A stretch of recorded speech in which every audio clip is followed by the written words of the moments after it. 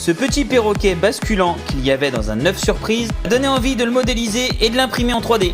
Et je te montre, ça se passe sur Fusion 360.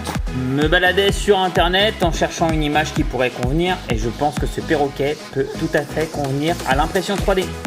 Quand on le mettra dans sa petite cage et suspendu à une ficelle, il basculera exactement pareil. Le Coco, le Pinder surprise. Une fois le PDF ouvert avec Inkscape, le logiciel, vous allez dans vectoriser un objet matriciel, vous cliquez sur la page et vous faites mettre à jour, appliquer. Ensuite vous allez dans fichier, enregistrer sous, vous enregistrez le fichier en SVG.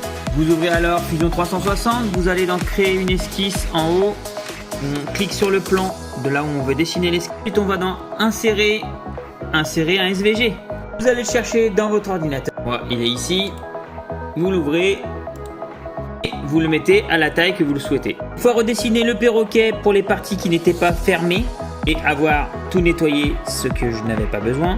Il ne me reste plus qu'à extruder à différentes hauteurs pour pouvoir faire plusieurs couleurs.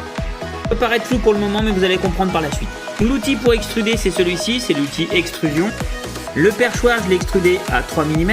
Le perroquet je l'ai extrudé à 3 hauteurs différentes. La queue, le ventre et le bec je l'ai extrudé à 1 mm.